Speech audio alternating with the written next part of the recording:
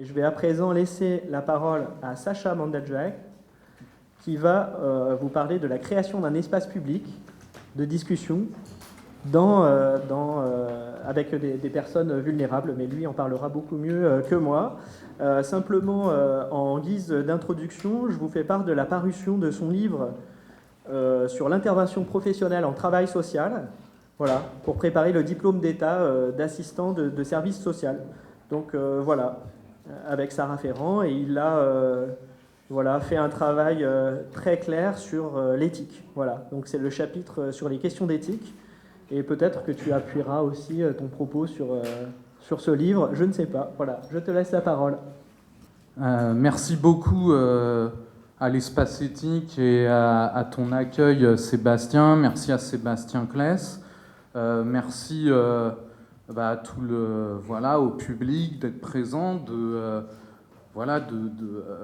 se déplacer, de faire confiance pour espérer entendre des choses intéressantes. J'espère que ça vous intéressera.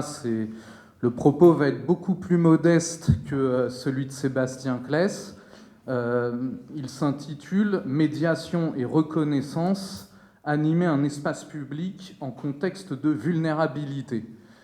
Alors, quelques remarques en introduction, quelques remarques introductives. De quoi s'agit-il ?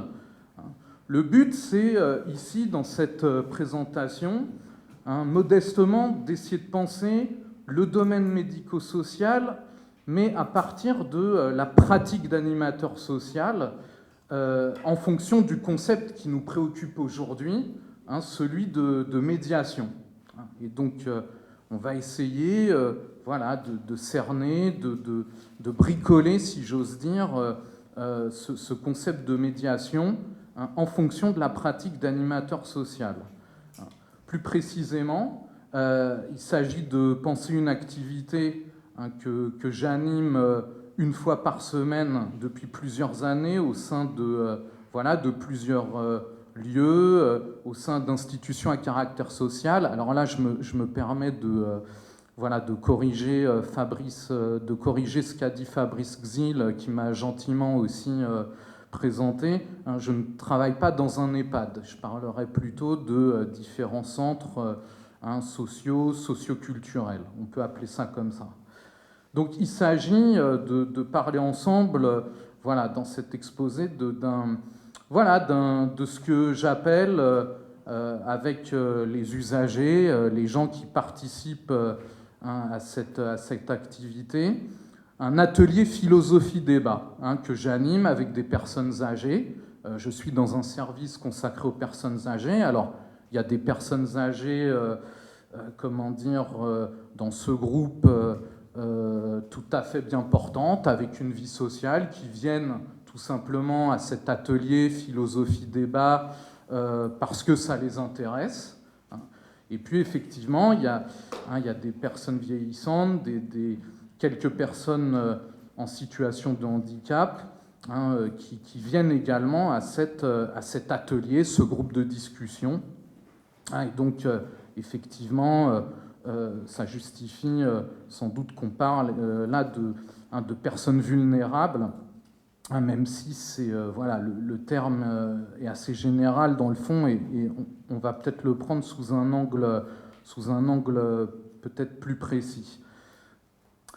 Ainsi, il s'agit de parler du déroulement de cet atelier philosophie-débat, un lieu de discussion où les personnes âgées viennent discuter. On débat dans cet atelier de grandes questions humaines, de philosophie, d'actualité. Je propose des thèmes au départ, et puis on lance la discussion à partir de ces thèmes. L'objectif, déjà, c'est tout simplement de créer du lien social entre les personnes âgées, entre les seniors. C'est l'idée de maintenir les seniors dans la cité, pour certains, les sortir de l'isolement à travers ce qu'on pourra peut-être appeler un espace public. Je ne sais pas si c'est tout à fait adéquat, c'est peut-être un peu prétentieux d'appeler cet atelier philosophie-débat un espace public, mais en tout cas un espace commun, un espace démocratique, participatif, j'aurais envie de dire, un espace justement intermédiaire, médiateur, pour mentionner le concept qui nous intéresse aujourd'hui, qui permet justement, je prends pour l'instant médiation au sens simple du terme, au sens de créer du lien, tout simplement. Médiation, c'est intermédiaire. C'est ce qui, c'est l'espace entre nous qui permet effectivement de créer de la relation. Du coup, je vais toujours dans cette introduction, partir de questions au départ assez générales.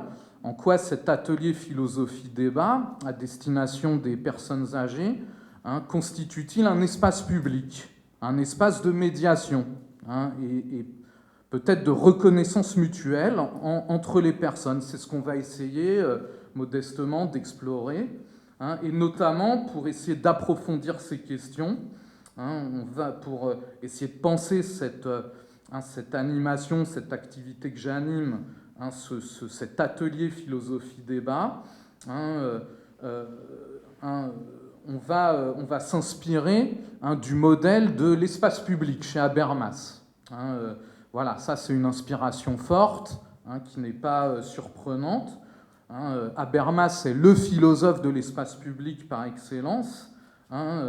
Et donc on va s'inspirer de sa philosophie pour essayer de penser cet atelier philosophie-débat comme une sorte de place publique où on peut débattre, parler de manière libre, s'opposer, argumenter, et comme je le disais aussi comme un lien un espace intermédiaire, un lieu de rencontre, où effectivement des relations secrètes, et on peut effectivement permettre de sortir les seniors, pour certains, de l'isolement, d'une solitude contrainte. Donc Habermas, penseur de l'espace public, c'est évident, mais également de manière plus discrète, dans tous ces textes aussi, justement, philosophe de la médiation. Pour Habermas, l'espace, le langage constituent des médiums, justement, qui permettent de créer du lien. On inscrit souvent aussi, même si c'est une étiquette un peu commode, Habermas dans le courant de la philosophie sociale. Je rappelle tout simplement que social, en latin, étymologiquement, c'est socius, c'est créer du lien. C'est assez proche, dans le fond, de medius, médiation. Là aussi, le but, c'est de créer de la relation entre les hommes. Alors, définissons, même rapidement, toujours en introduction, ce que c'est que l'espace public chez Habermas. Ça serait l'idéal, qui vient des Lumières, qui vient de la philosophie de Kant, du XVIIIe siècle, la Révolution française, les grandes révolutions européennes. L'idée d'un espace ouvert au plus grand nombre, un lieu de débat, un lieu de parole, auquel tout citoyen pourrait avoir accès et prendre la parole pour exprimer son opinion de manière libre. Ce qui est privilégié dans cet idéal, c'est l'implication du plus de citoyens possible au sujet des problèmes collectifs, des problèmes de société qui concernent tout un chacun. Donc c'est ici favorisé à travers cet espace le lien social, on l'a dit, mais aussi l'expression de la pluralité des points de vue, la liberté de parole.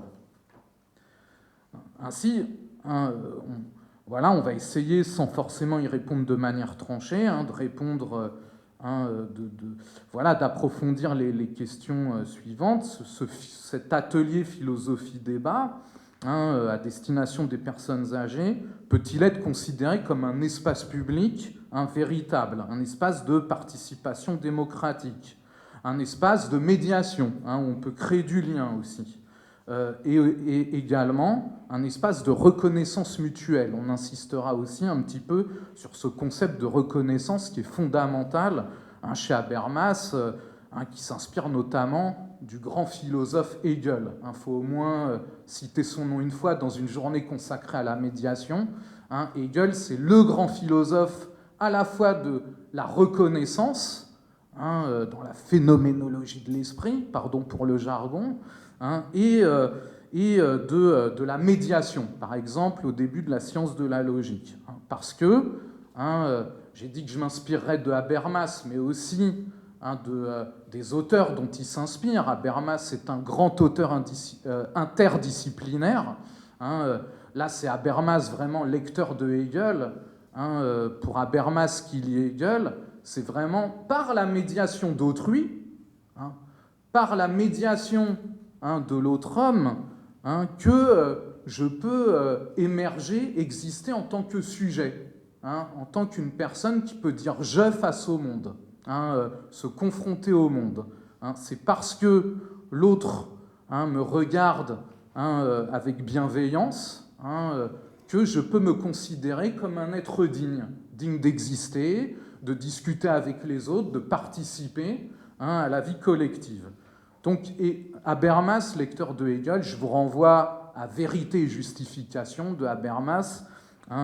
Habermas, lecteur de la phénoménologie de l'esprit de Hegel, on aura l'occasion d'en reparler. Alors, voilà ces questions. Dans quelle mesure cet atelier modeste de philosophie, débat, est-il peut-être un espace public, démocratique, un lieu de médiation, de socialisation. Voilà, Habermas aussi, lecteur de Montesquieu, l'esprit des lois. Montesquieu, ce fameux XVIIIe siècle, encore une fois, qui parlait des corps intermédiaires. C'est intéressant pour une journée sur la médiation. Un corps intermédiaire, c'est justement un espace public, un espace démocratique, qui n'est ni l'espace privé, ni l'État. Sans espace public démocratique où on peut se réunir comme aujourd'hui, par exemple, pour discuter, donner des idées de manière libre, l'État, ça serait juste une structure de domination. C'est ce contre quoi se sont battus les philosophes des Lumières, justement, contre l'Ancien Régime. Donc un corps intermédiaire, c'est bien un espace de médiation, un espace public, un espace d'entre-deux, qui n'est ni l'espace privé, ni l'État. D'accord ? Et donc Habermas, là aussi, s'inspire de Montesquieu, corps intermédiaire, espace de médiation, d'entre-deux, entre l'espace privé et entre l'État. Et dans cet espace intermédiaire de médiation, on va pouvoir discuter librement, démocratiquement, et se rencontrer sans craindre pour sa vie, sans craindre d'être jeté en prison parce qu'on a exprimé une opinion contradictoire, par exemple, avec telle ou telle personne d'un gouvernement. Donc Habermas reprend aussi toute cette tradition des Lumières, de l'idée d'un espace public démocratique, et nous, modestement, on va s'en inspirer. On va se poser la question, dans quelle mesure, on va dire, un acteur médico-social, un animateur social, peut éventuellement faire émerger des espaces publics et jouer un rôle de médiateur. Médiateur entre les hommes d'abord, notamment pour ce qui nous intéresse dans notre contexte entre les personnes âgées, mais faire médiation, pourquoi faire et dans quel cas ? Il faudra se poser la question. Et donc on va essayer d'approfondir ces interrogations en faisant un va-et-vient entre considérations un peu théoriques, comme on a déjà commencé à le faire, et des observations, même rapides, qui peuvent paraître assez banales, mais des observations empiriques de terrain. C'est important aussi d'extraire des tranches de vie de cet atelier que j'anime pour voir concrètement comment est-ce qu'on va pouvoir mettre en travail, j'aurais envie de dire, ce concept de médiation. Je ne prétends pas ici fonder une ontologie de la médiation, comme disent pompeusement un peu les philosophes. Il ne s'agit pas de faire un système définitif pour saisir une fois pour toutes la nature de ce que c'est que la médiation, mais en fonction de cet atelier, de mon activité d'animateur social avec les personnes âgées, on va essayer de mettre en travail, de creuser, de travailler ce concept qui nous intéresse aujourd'hui.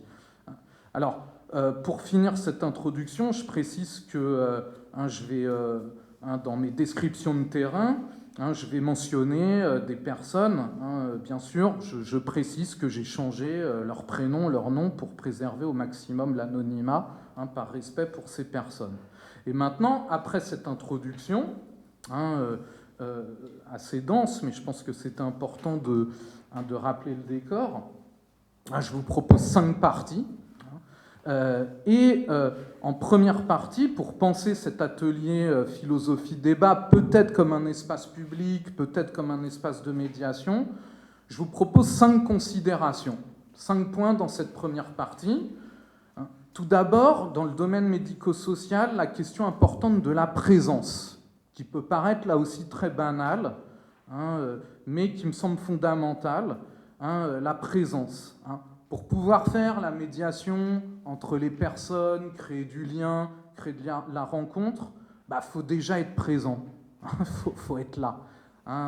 Faut être là. Et ce qui est fondamental pour, on va dire, la tradition de l'histoire médico-sociale, qu'on retrouve chez des philosophes du domaine médico-social comme Laurent Hoth ou Brigitte Bouquet, c'est d'être capable d'occuper un espace précis à long terme.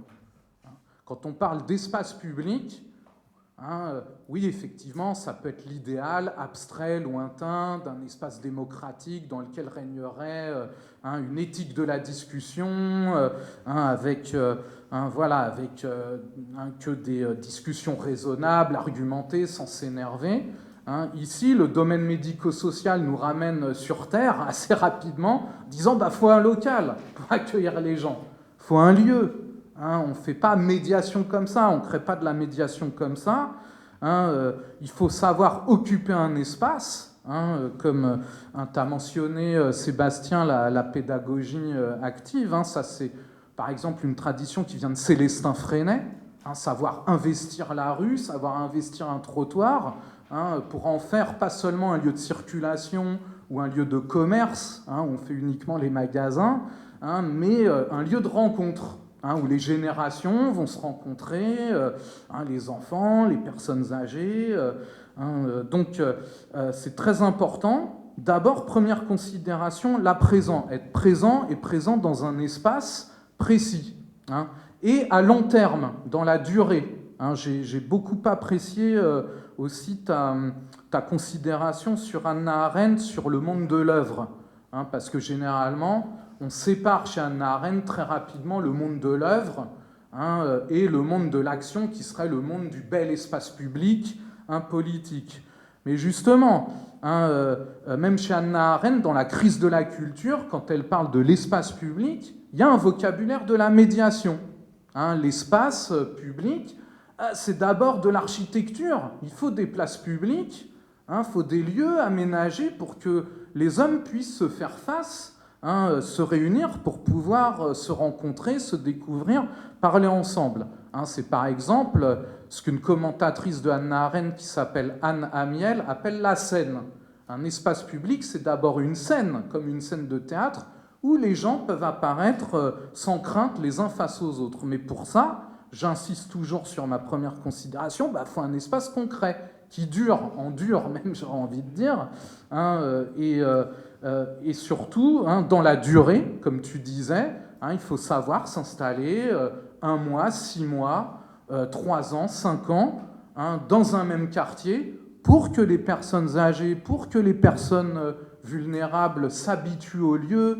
On parlait de la confiance, on va en reparler, puissent faire confiance effectivement aux acteurs médico-sociaux, petit à petit envie de rentrer dans ce lieu d'accueil sans être intimidés.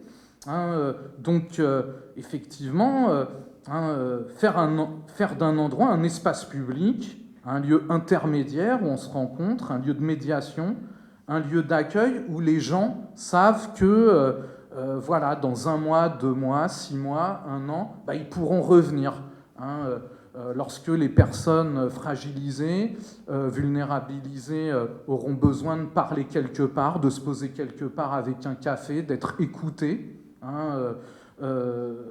pour parler de leur vulnérabilité, ils sauront qu'il y a toujours ce lieu-là qui est ouvert.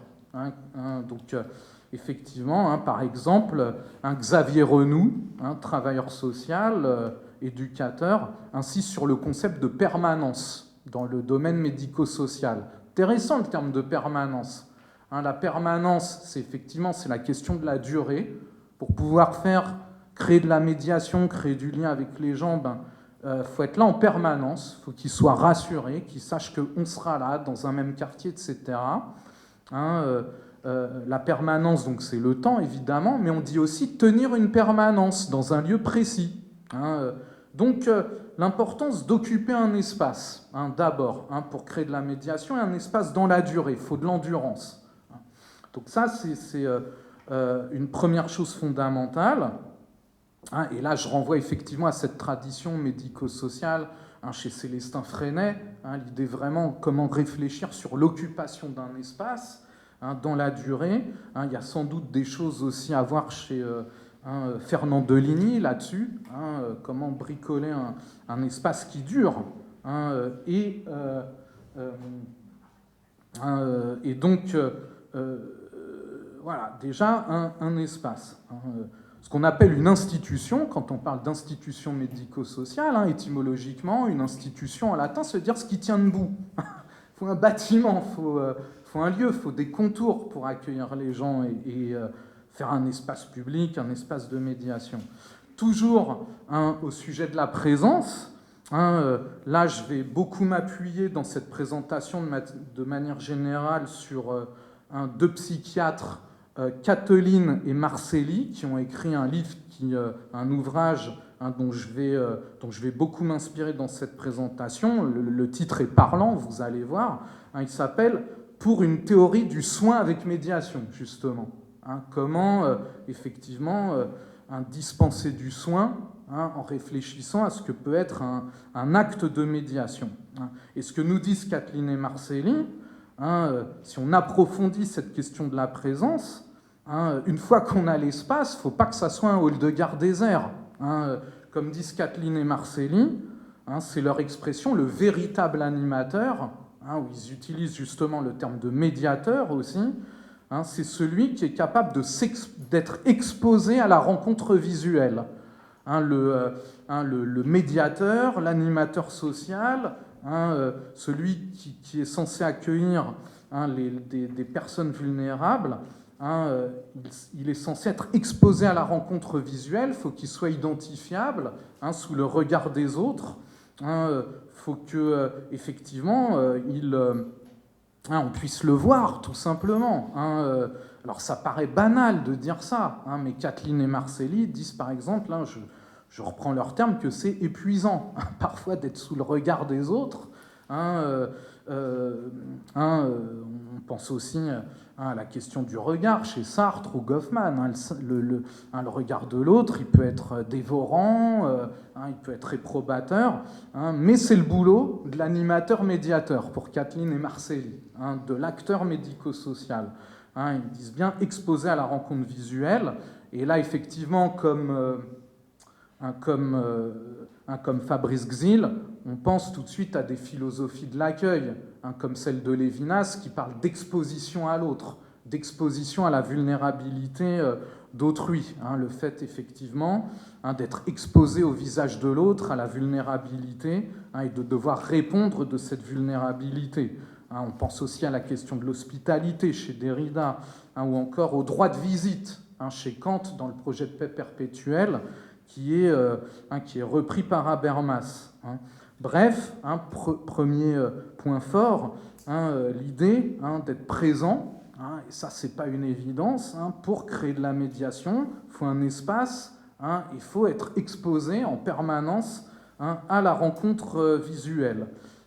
Deuxième considération de cette première partie, là je m'inspire pour essayer d'avancer sur ce concept de médiation, à l'aune de ma pratique modeste d'animateur social.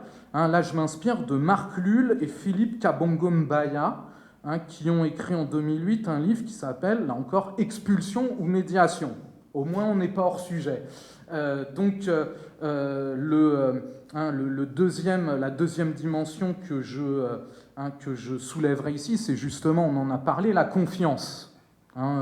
Pour Lull et Kabongo Mbaya, le véritable médiateur, celui qui fait acte de médiation, c'est celui qui profère une parole qui donne confiance, qui va autoriser la parole d'autrui.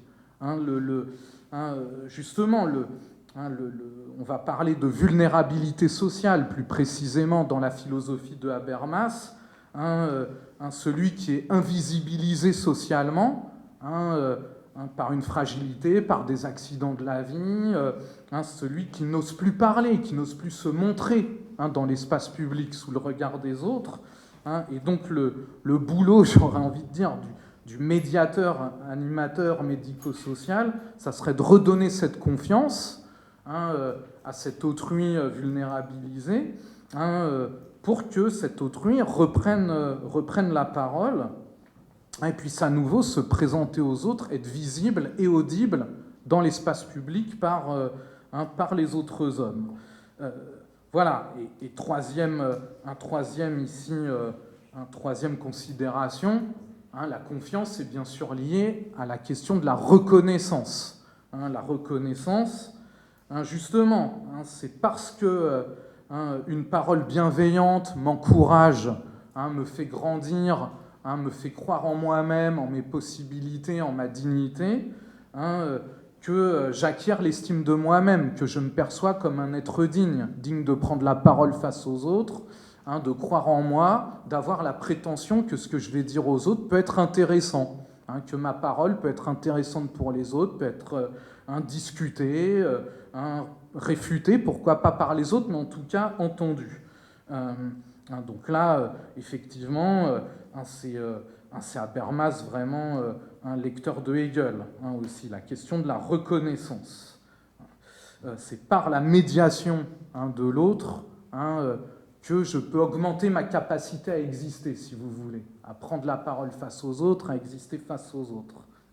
Alors, j'ai dit que je prendrais certains exemples, même rapides, dans cet atelier. On pense là à une dame que je vais appeler Madame Emma, qui, au départ, quand elle venait à l'atelier, les premiers mois, je vous dis, on pense à long terme, voilà, était un petit peu recroquevillée sur elle-même, venait me voir pour se plaindre, effectivement, du fait qu'elle se sentait isolée chez elle, mais avait du mal à nouer du lien avec les autres, même corporellement, elle était un petit peu recroquevillée sur elle. Et donc là, une des stratégies une des stratégies interactionnelles que j'ai utilisées en tant qu'animateur médiateur, on va dire, c'est tout simplement de valoriser Emma, auprès du groupe de discussion, auprès des autres, en rappelant les commentaires pertinents qu'elle avait faits dans des ateliers précédents, dans des débats précédents. Ça, c'est ce que les sociologues interactionnistes appellent l'histoire conversationnelle. C'est-à-dire que, pour donner confiance dans un groupe, pour donner confiance aux membres d'un groupe, aux individus, on va rappeler l'histoire conversationnelle de ce groupe, c'est-à-dire les conversations précédentes, les conversations antérieures, en disant, là, Emma, elle avait dit quelque chose de très intéressant sur tel thème, et donc rappeler l'histoire conversationnelle, ça permet de souder un groupe, ça permet de lui donner confiance, de faire qu'il se reconnaisse lui-même comme un groupe avec un passé commun, un passé conversationnel. Donc ça, c'était la troisième considération. Quatrième considération toujours de la première partie, c'est du coup, qu'est-ce que ça amène ? Ça amène la visibilité d'Emma. La question de la visibilité, elle est fondamentale. Ce qui fait la reconnaissance de quelqu'un, c'est le fait qu'il soit vu et entendu par les autres. Et un jour, effectivement, Emma m'a demandé l'autorisation de parler de son ancien métier d'institutrice au reste du groupe avant qu'on commence l'atelier avec le thème prévu. Évidemment, bien sûr, j'ai dit oui. C'est le but de l'atelier, c'est que justement les subjectivités émergent, qu'il y ait de la reconnaissance mutuelle, de la médiation, du lien. Donc, effectivement, c'est là je reviens au terme de scène qui pourrait désigner l'espace public chez Hannah Arendt. Là, Emma était visible positivement par les autres. Elle était écoutée, les autres étaient intéressés par son discours sur son ancien métier d'institutrice. Ça se voyait par les mimiques, les sourires, les compliments qu'on lui faisait. Et donc la visibilité, c'est justement le contraire de ce qu'on appellerait dans une philosophie sociale, telle qu'elle, comme chez Habermas, c'est le contraire de la vulnérabilité sociale. La vulnérabilité sociale, c'est le risque justement de ne plus être vu et entendu par autrui. Voilà, ça arrive beaucoup pour certaines personnes âgées, certaines handicapées, ne pas sortir de chez soi, alors que justement ces philosophes nous montrent que c'est un besoin quasi vital après le manger et le boire. Le fait même de pouvoir entendre sa voix, c'est quasi physiologique lorsque je m'adresse à autrui. C'est quelque chose de quasi vital. Je vous renvoie à des philosophes de la voix, comme Carrero ou Daniel, qui s'inspirent de Lévinas, de Derrida, des philosophes de la voix. Donc visibilité chez Hannah Arendt, un espace public, c'est un espace dans lequel chacun peut apparaître aux autres sans crainte, sans jugement, sans risquer un regard réprobateur. Et en même temps, effectivement, la voix, le fait de pouvoir entendre sa propre voix lorsque je m'adresse aux autres. 5e considération de cette première partie, lorsqu'on parle de médiation, on parle souvent de conflits, de violences. Et bien là, en s'inspirant de Marcely et Kathleen, c'est aussi le médiateur, du coup, lorsqu'il réussit un petit peu à donner confiance à un groupe, que la parole circule, que les gens sont contents de venir. C'est le but quand même. Quand il y a du lien, des rencontres qui se créent, c'est la dimension du plaisir. Faut parler, et Kathleen et Marcely, donc ces deux psychiatres qui interrogent sérieusement la médiation, n'hésitent pas à parler de plaisir. On peut aussi faire allusion à Hannah Arendt dans son ouvrage Sur la Révolution, qui parle de partager le bonheur public. C'est-à-dire le bonheur, il existe dans l'espace public ou il n'existe pas vraiment pour Hannah Arendt. Voilà. Donc je passe là maintenant à une deuxième grande partie. Je vais essayer. J'espère que les gens ne s'ennuient pas. D'accord. Donc là aussi, Kathleen et Marcely nous disent, première considération de la deuxième partie, un réel espace de médiation. C'est un espace qui fait la médiation entre un avant et un après. C'est-à-dire que le temps lui-même, là aussi on revient à Hegel, le temps lui-même doit être considéré comme médiation, comme un passage d'un état à un autre, qui permette une certaine transformation chez les individus. Par exemple, on pense à un monsieur qu'on appellera Bruno, qui, un peu comme Emma, venait au centre social, mais se réfugiait vraiment autour de ce qu'on appellerait, de ce que Jean-Marie Nicole, le philosophe de l'espace, aussi appellerait des objets frontières. Il mettait le journal devant sa tête, il l'ouvrait en grand pour surtout pas qu'on le voie, il mettait ses mots croisés sur sa table, son stylo, il se montait une barricade comme ça, un peu symbolique, des objets frontières, pour surtout pas rentrer en contact avec les autres. Mais voilà, là aussi, le temps fait médiation. C'est pour ça que j'insistais sur la permanence dans mon tout premier point. À force de venir, Bruno s'est mis à relever la tête, à s'adresser aux autres. Régis Debray, qui a écrit une introduction à la médiologie, qui s'intéresse à la médiation, s'inspire aussi de Hegel. Il dit tout simplement, je le cite quasiment, l'humain ça prend du temps. C'est un processus pour que les personnes fragiles reprennent confiance en elles. Je pense aussi au second discours de Rousseau qui parle de fréquentation dans un espace public. Au départ, on arrive dans un lieu qui nous est étranger, une institution, on ne connaît pas les gens, on se regarde en chien de faïence. Hegel parlerait de lutte pour la reconnaissance. La reconnaissance, c'est pas toujours immédiat, ça se passe pas toujours bien au départ. On peut rentrer en compétition les uns avec les autres, qui va parler le mieux. Il y a un rapport de concurrence parfois au départ. Mais Rousseau nous dit là aussi la médiation du temps, à force de fréquentation, de revoir les mêmes personnes, le même groupe, finalement on prend confiance et des liens secrets, espace de médiation. Deuxième considération, un espace de médiation, un espace, cet atelier philosophie, débat que j'anime, est peut-être aussi un espace de médiation, dans la mesure où il fait le passage, la médiation entre un ici et un là-bas, nous disent encore une fois Kathleen et Marcelli. Ça reprend un petit peu ce que j'ai dit, la médiation entre un espace privé et un espace public. Tout simplement, un espace de médiation, c'est un espace qui permet de sortir de chez soi et de rencontrer les autres. On a dit à quel point c'était vital, avec la question de la reconnaissance.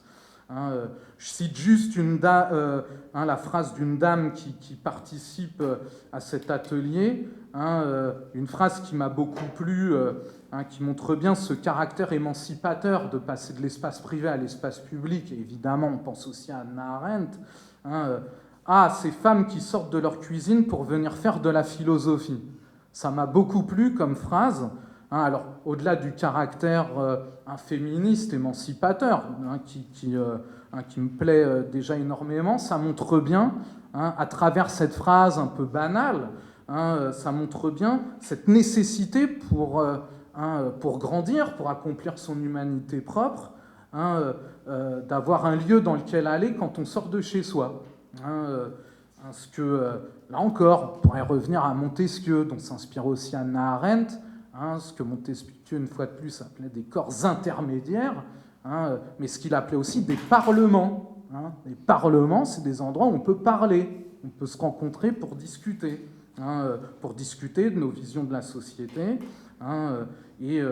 Voilà, j'ai déjà parlé aussi de ce vocabulaire discret qu'on ne mentionne pas toujours, ce vocabulaire de la médiation, aussi chez Hannah Arendt dans La crise de la culture, un espace qui fait médiation, qui permet de sortir de l'espace privé, de son quant à soi. Troisième partie rapide, c'est monsieur Truel d'ailleurs que je dois remercier, qui m'a mis la puce à l'oreille il y a quelques années. Même si c'est un cas extrêmement rare dans mon atelier, quand on parle de médiation, faut quand même soulever la question de la violence et de l'agressivité. Je vous dis, c'est extrêmement rare dans l'atelier que j'anime, cet atelier débat, mais j'ai dû aller chercher un cas qui date peut-être d'il y a 8 ans, quelque chose comme ça, mais voilà, on l'a dit. Quand on parle de médiation, il faut bien même mentionner rapidement cette question de l'agressivité, de la violence. On l'a dit, Hegel, dont s'inspire Habermas, c'est à la fois le penseur de la médiation avec l'autre, mais c'est aussi le penseur de la lutte pour la reconnaissance. Exister face aux autres, c'est pas toujours facile. Il y a de la confrontation, de la concurrence, on se compare les uns les autres. Voilà, phénoménologie de l'esprit chez Hegel et vérité et justification chez Habermas. Alors un cas rapide, ce cas qui date, je vous dis, peut-être d'il y a 8 ans, à mon atelier, 2 personnes sont assises l'une à côté de l'autre, il y en a une qui est en train de parler, et l'autre dit quelque chose à voix basse. Ça ne plaît pas à la première personne qui parlait, donc là le ton monte, il y a des insultes, etc. J'ai dû quasiment me lever pour les séparer. Ça aussi, c'est étymologiquement, ça fait partie de la fonction du médiateur. Medius en latin, et c'est rappelé aussi par Kathleen et Marcelli, c'est s'interposer, séparer, se couper par le milieu, diviser en deux. C'est-à-dire vraiment se mettre entre l'arbre et l'écorce, comme on dit, pas toujours agréable, mais c'est aussi le boulot du médiateur, trouver, on dirait chez Aristote, trouver un juste milieu, justement. Aristote qui était aussi, même avant Hegel, un grand philosophe de la médiation, de la médiéteté. trouver un juste milieu pour éviter les extrêmes, la violence. Et donc là aussi, dans une certaine littérature, chez les médiateurs professionnels, dans les affaires juridiques, dans les institutions, qui doivent vraiment traiter de questions délicates. Je vous renvoie à Sanchez et Bunion, dans leur livre « Justice restaurative et médiation ». La philosophie de Habermas peut être un outil efficace pour rappeler le cadre dans un groupe de discussion où ça devient agressif.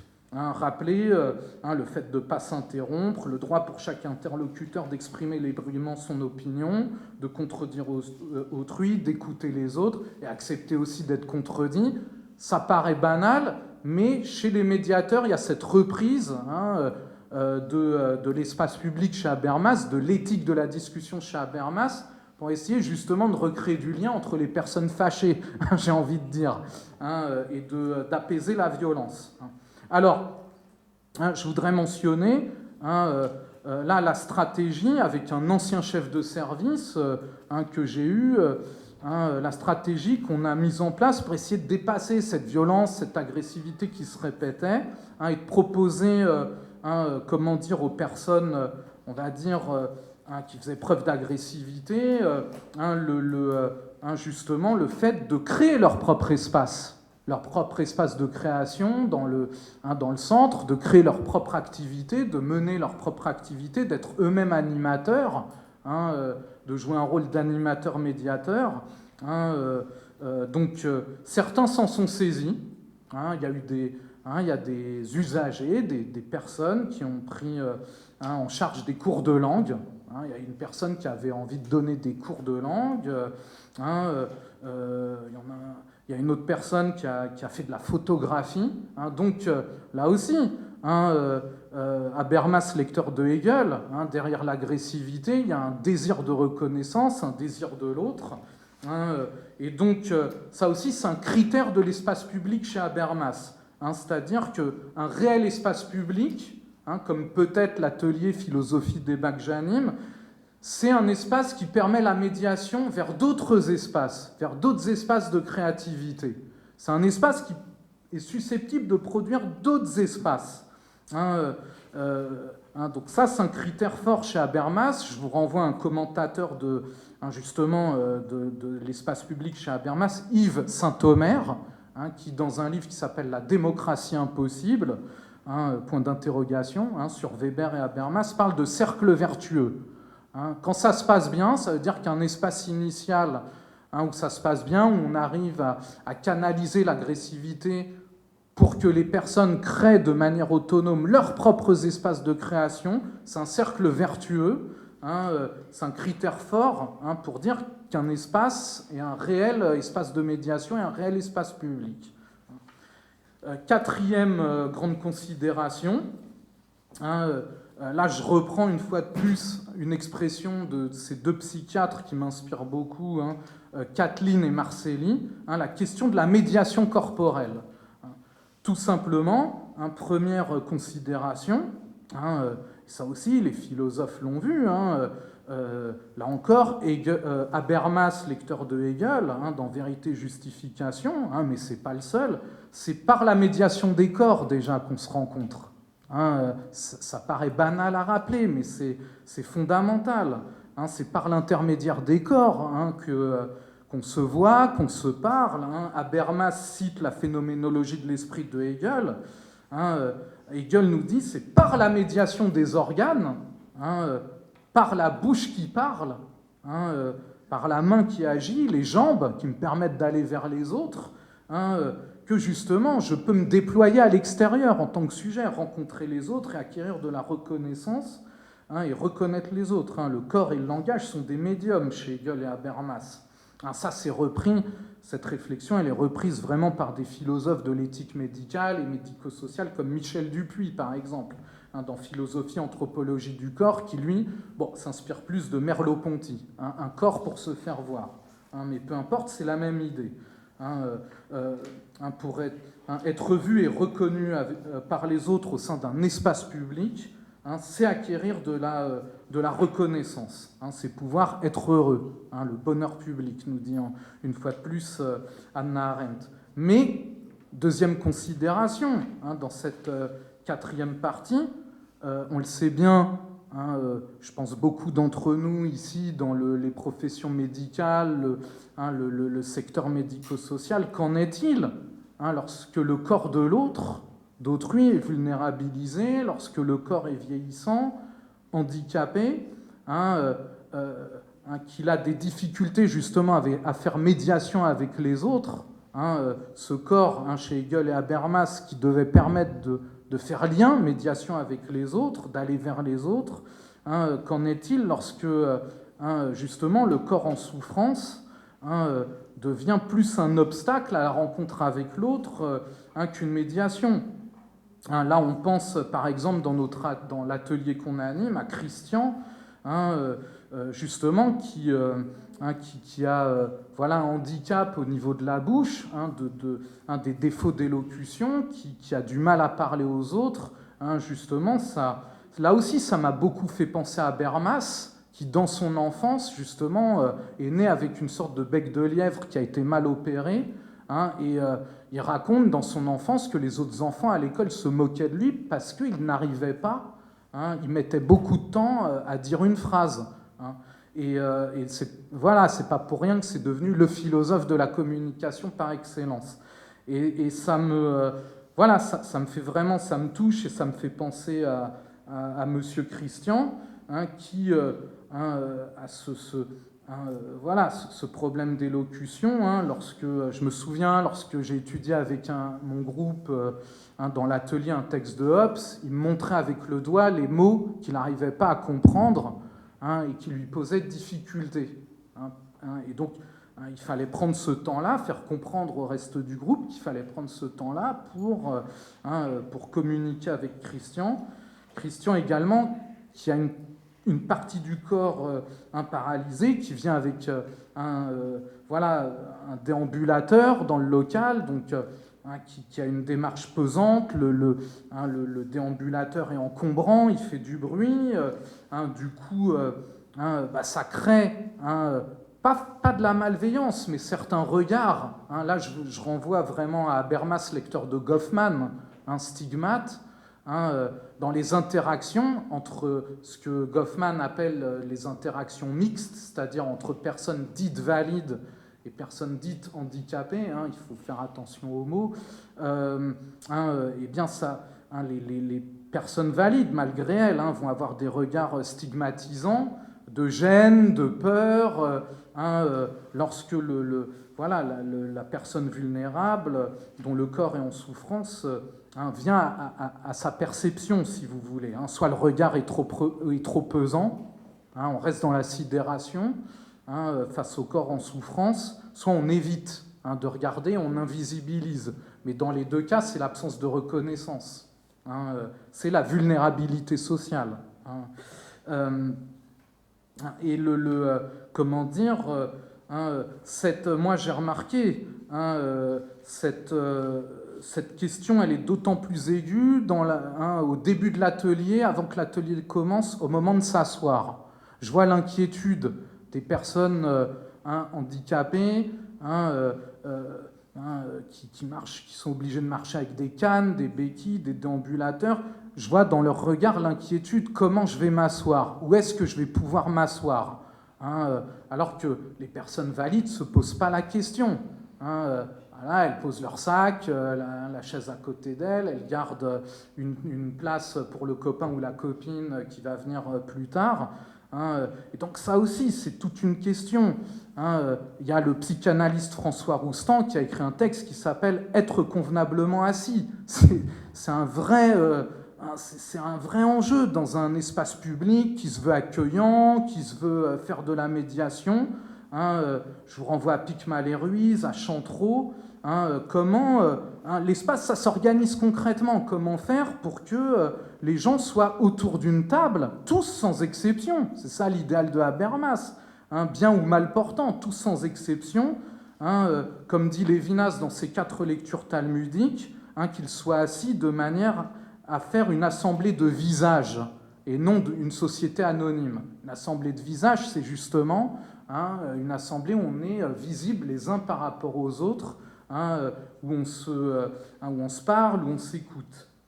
Donc s'asseoir, c'est aussi un enjeu chez Kant dans son traité de pédagogie, chez Maria Montessori dans le domaine médico-social. Selon que j'assois une personne dans un espace de telle ou telle manière à tel ou tel endroit, je vais favoriser son inclusion dans le groupe, la reconnaissance, ou au contraire, je vais le vulnérabiliser socialement, je vais l'invisibiliser. Cinquième et dernière partie, ça sera ma conclusion. Je vais juste mentionner, en guise de conclusion dans cette cinquième partie, deux concepts qui me semblent fondamentaux pour nous dans le domaine médico-social et pour notre journée également sur la médiation, pour insister sur la recherche sur ce concept.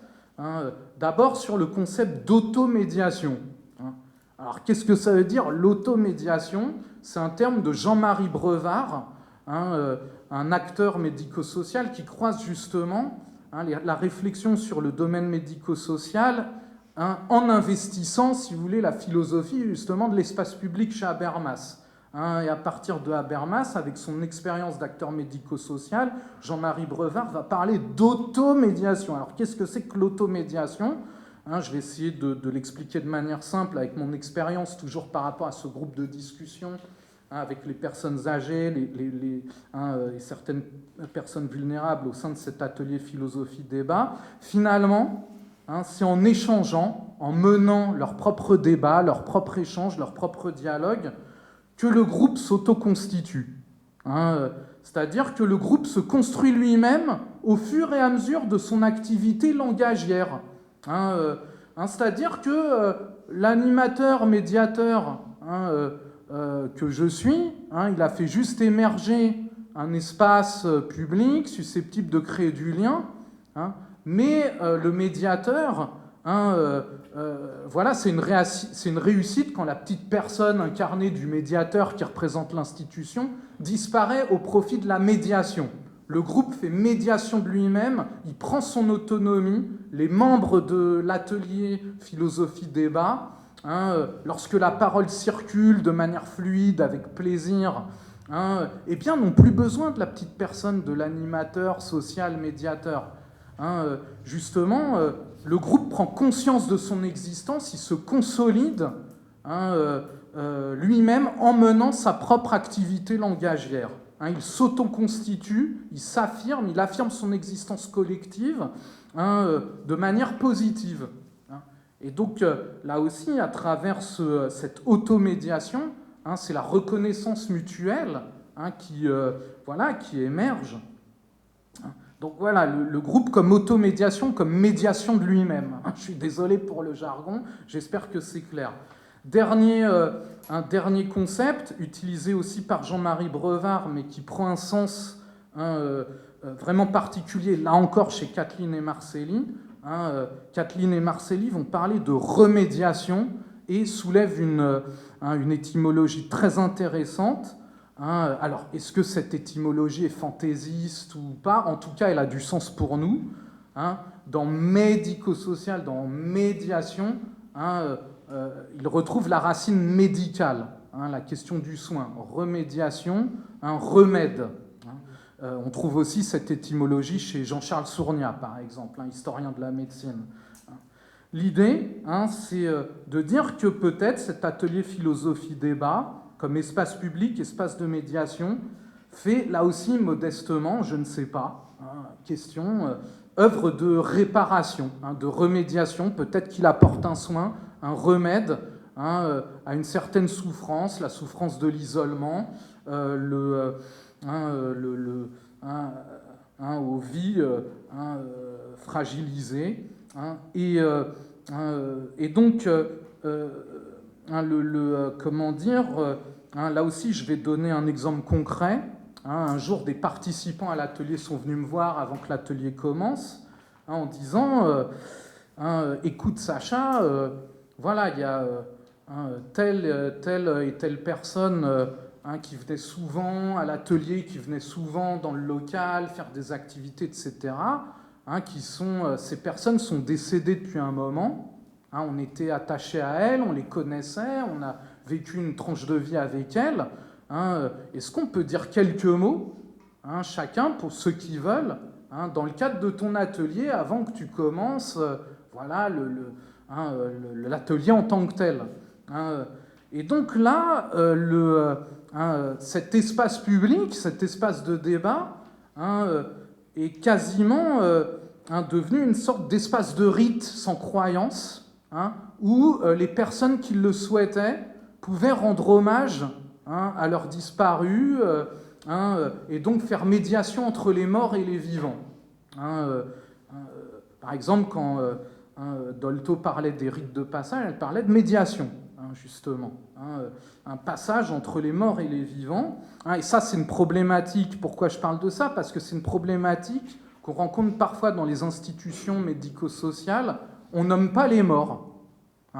C'est comme si, comme dit Marie de Henzel, les gens mouraient pas, mais ils disparaissaient, ils s'évaporaient dans la nature. Et donc là, certains participants de mon atelier étaient venus un peu contrariés en disant il faut quand même dire leur nom, il faut rappeler leur mémoire. On a vécu une partie du temps avec ces gens-là, des mois, des années au sein de cet atelier. Et du coup, voilà, peut-être que cet espace public est devenu je suis ni aumônier, je ne suis pas prêtre d'une religion, mais est devenu un espace rituel à ce moment-là qui a fait la médiation entre les morts et les vivants. Et donc peut-être que cet espace, justement, est peut-être un espace de remédiation, dans la mesure où il fait réparation, où il permet là de faire mémoire, de se remémorer les vivants, de se rappeler de leur unicité, de rappeler les noms propres, comme dirait Lévinas, de rappeler la subjectivité des personnes disparues, leur singularité. Et là,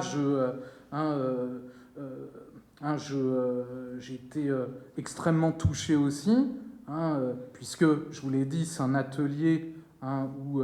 voilà, de rencontres pour les personnes âgées spécifiquement, et donc certaines personnes qui ont assisté à mon atelier ont aussi traversé la Deuxième Guerre mondiale. Ils étaient enfants pendant la Deuxième Guerre mondiale, dont certaines personnes juives rescapées de la Shoah. Et il y a eu ce désir d'émettre une parole pour rappeler le monde disparu, pour rappeler les noms, pour rappeler les noms des disparus. Et donc cet espace dans lequel j'avais aucune légitimité, une fois de plus, je suis animateur social, je ne suis pas prêtre, et pourtant, cet espace, bien sûr, j'ai autorisé les personnes à dire ces noms-là, à rappeler le monde disparu. Là, je vous renvoie à Habermas, lecteur de Walter Benjamin, notamment dans son article « L'actualité de Walter Benjamin », qui insiste sur une éthique de la mémoire, le fait de nommer les morts, de sauver les morts en rappelant leur nom, leur singularité, pour maintenir aussi notre humanité en tant que vivants. Donc remédiation au sens peut-être aussi d'espace de remède, qui permet la remémoration des morts par les vivants, et du coup aussi de permettre aux vivants de revenir vers les vivants. Voilà, le terme de réparation est utilisé par un ami de Walter Benjamin, Gershom Scholem, dont s'inspire aussi Habermas. Voilà, cet espace public devenu à un moment donné un espace de témoignage, de rappel effectivement du passé, des noms propres, des disparus, avec cette idée d'éthique de la mémoire. Je vous remercie pour votre attention.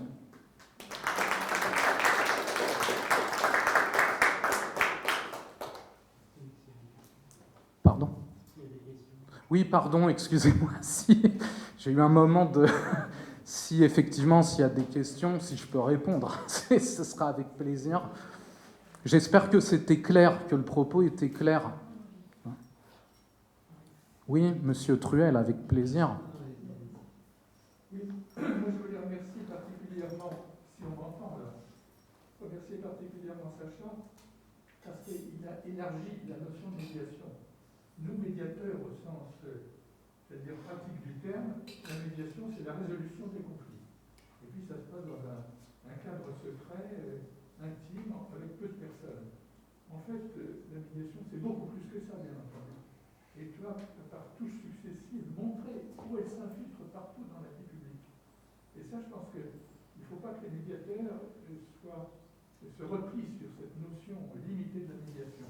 La deuxième chose que je voudrais dire, c'est justement le passage de la théorie à la pratique. Ça, c'est toujours un exercice difficile. Et ce qui était extrêmement intéressant, c'est presque rien qui font que les choses se débloquent, qui nécessitent une attention et une écoute entraînée. Oui, merci beaucoup. Alors effectivement, hein, j'aurais peut-être dû le préciser au début, je parle de médiation dans le domaine médico-social, mais pas du tout au sens de médiation conjugale. Effectivement, j'ai essayé de le dire en introduction, hein, j'ai essayé je l'ai dit tout à l'heure, de mettre en travail ce concept-là avec l'expérience d'acteur médico-social, et en croisant effectivement les sciences humaines, la philosophie et le domaine médico-social. Et effectivement, ce qui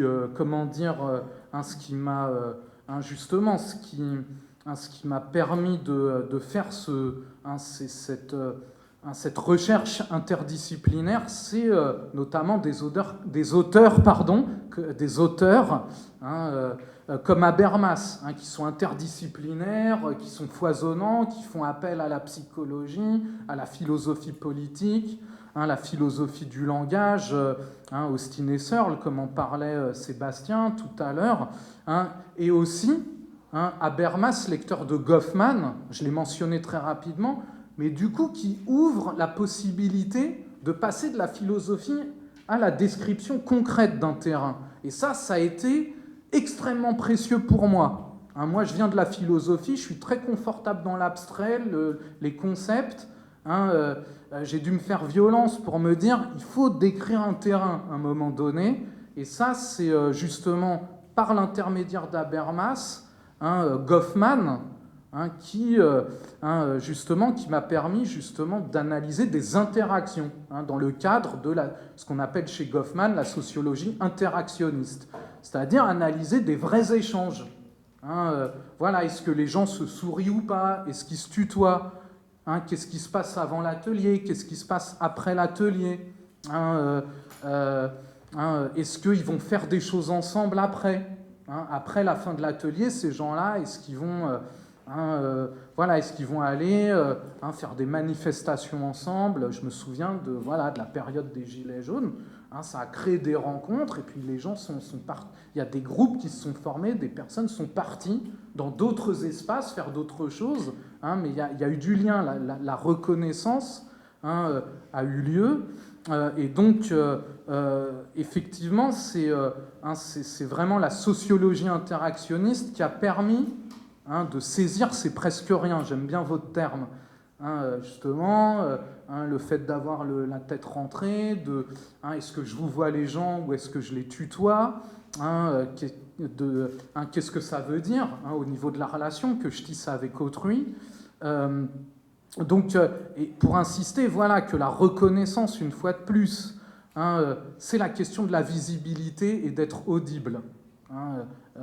Le contraire, c'est justement ce qu'on appellerait dans la philosophie sociale et chez Habermas, c'est la vulnérabilité sociale. C'est en ce sens-là où je disais tout à l'heure que dans les philosophies sociales, dont celle de Habermas, la vulnérabilité sociale, c'est pas seulement la fragilité physique, c'est le fait dans une journée de ne voir et de ne parler à personne, de ne pas être visible, ce besoin d'entendre ma propre voix lorsqu'elle est adressée à autrui. Bien sûr, là-dessus, il y a aussi un Guillaume Leblanc qui a écrit un livre qui s'appelle « L'invisibilité sociale ». Donc la reconnaissance, c'est concret, c'est dans des espaces concrets. Et le but du domaine médico-social, c'est un des buts, soyons modestes, c'est de favoriser peut-être ces espaces de reconnaissance, de visibilité commune. Merci Sacha. Moi, j'avais plusieurs Alors, le temps file et puis on est en retard. Je suis vraiment désolé. Mais cela dit, j'avais plusieurs choses, plusieurs pistes. Je ne sais pas si tu peux rebondir là-dessus. Vas-y. Voilà, et puis on se dit qu'à 16h, D'accord, pas de problème. sur l'affaire. Alors d'abord, moi, je me suis posé la question de la manière dont on apparaît dans l'espace social quand on est justement habituellement rattaché aux marges. Quand on est une personne qui s'est construite, qui a construit sa personnalité comme étant dans les marges. Ça, il y a beaucoup de personnes en situation de handicap qui sont dans ce cas-là.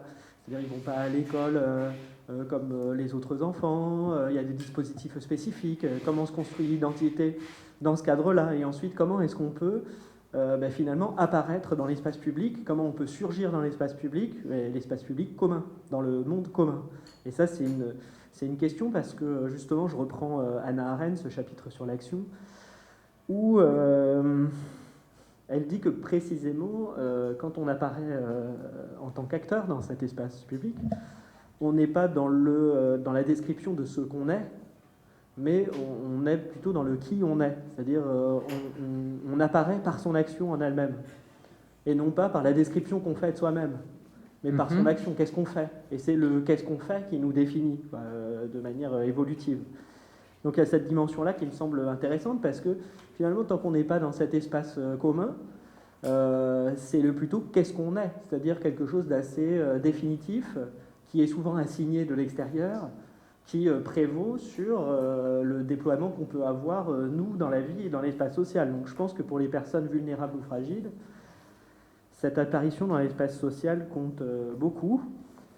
Alors après, j'avais d'autres points. Simplement sur l'automédiation, je me demandais si finalement l'automédiation était vraiment une automédiation, ou s'il y avait quand même des rôles qui se dessinaient entre les participants.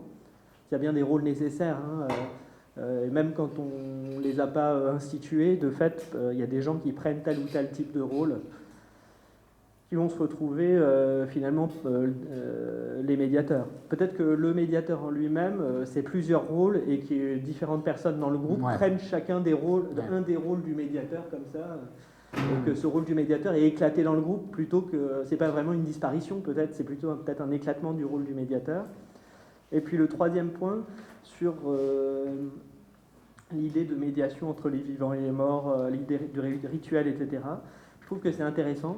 Simplement, peut-être que c'est pas tellement une question de surgissement du religieux, ou j'en sais rien, ou du espace de spirituel. rite sans croyance. Voilà, espace de rite sans croyance, Ouais. mais peut-être que c'est autre chose. C'est peut-être beaucoup plus vaste que ça.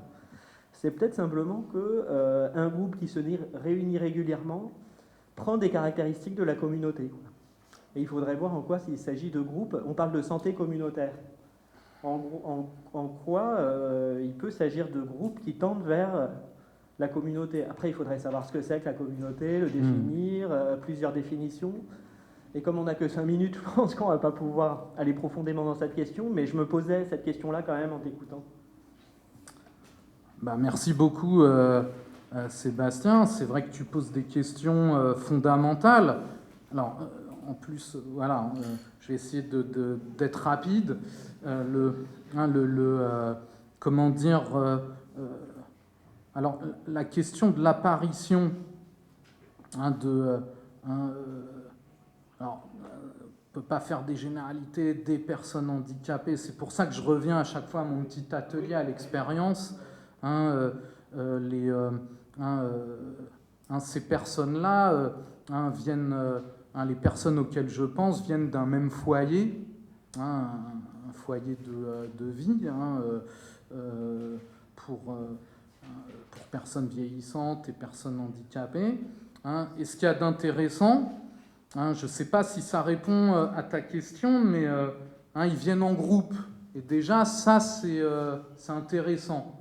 On sent que, même physiquement, ils essayent, ou après l'atelier, ils s'assoient les uns avec les autres à une même table. Déjà, ils ont une relation préexistante à l'atelier. Et ce qu'il y a d'intéressant, c'est la formation de,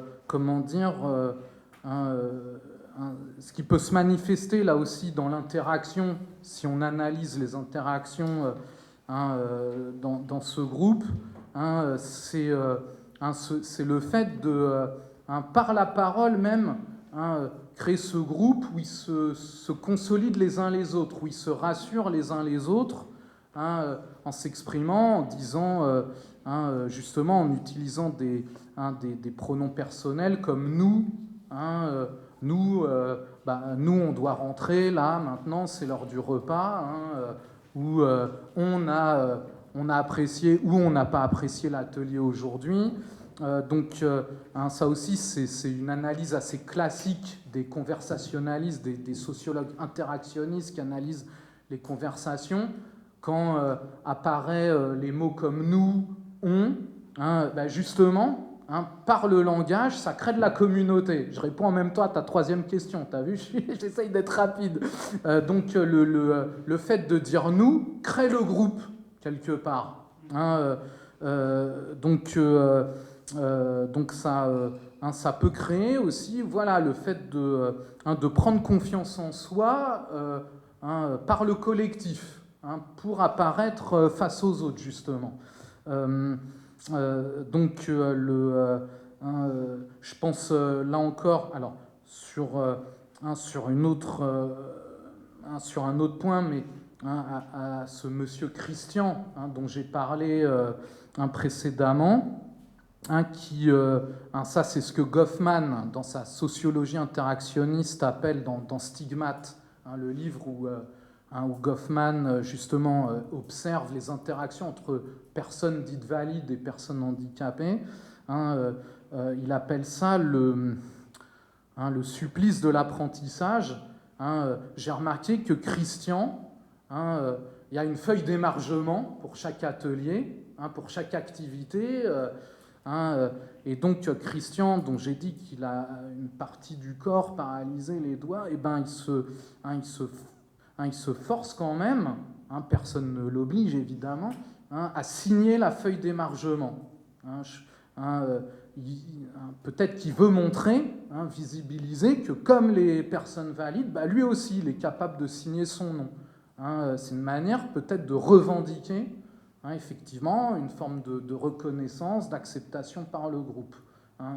Je te donne cet exemple parce qu'il est vraiment typique de Goffman et de la description interactionniste qu'on peut faire dans des échanges mixtes entre personnes dites valides et personnes dites handicapées.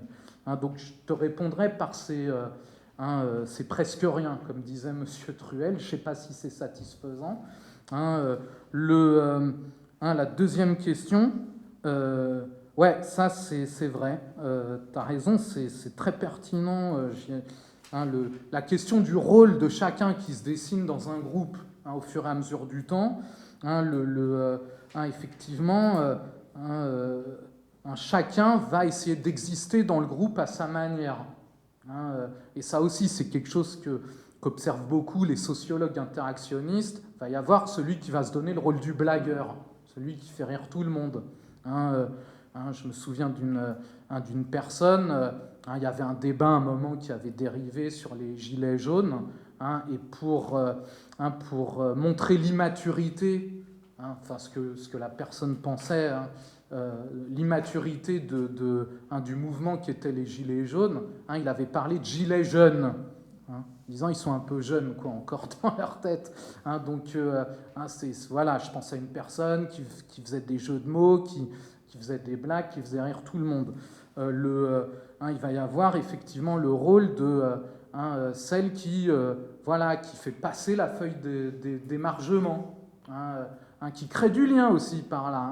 On parle beaucoup de technologie de médiation, de communication médiatisée par ordinateur, avoir des feuilles de papier, distribuer des textes en version papier, des textes de philosophie, comme je le fais à l'atelier, la feuille d'émargement. Eh bien, il y a des participants qui vont s'en saisir, distribuer eux-mêmes la feuille, les feuilles, et ça aussi, ça fait médiation. Du coup, elles vont dire bonjour à chaque personne, ça va créer du lien. Donc, y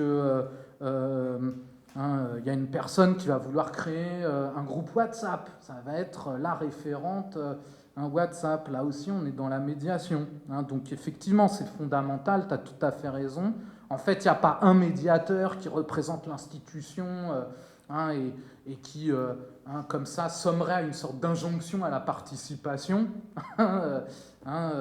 Mais effectivement, cette question d'éclatement des rôles, d'éclatement des médiateurs est extrêmement intéressante. Je n'y avais pas pensé. Donc, la troisième question sur faire communauté, j'y ai un peu répondu dans ta première question, le fait déjà de dire nous.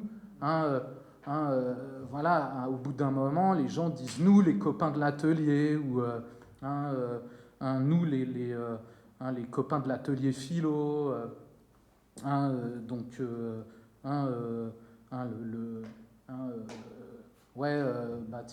Voilà, on va faire quelque chose avec le groupe. Donc tous ces termes qui, effectivement, justement, comme je le disais, l'automédiation, font émerger du collectif, et du collectif qui prend conscience de son existence, quoi, comme un groupe plus ou moins autonome. Et donc ça rejoint aussi ta question d'éclatement de la médiation en plusieurs rôles de médiateur. Bon, merci beaucoup. Merci à vous, j'espère que voilà, ça vous a intéressé. Ça nous a beaucoup intéressé. Il y en a même quelqu'un qui l'a mis dans le commentaire quand tu as dit, je ne sais pas si je suis en train de vous endormir ou tu as dit quelque chose comme ça, et qui a dit non, pas du tout, c'est passionnant. Donc voilà. Merci beaucoup. Merci de ton invitation.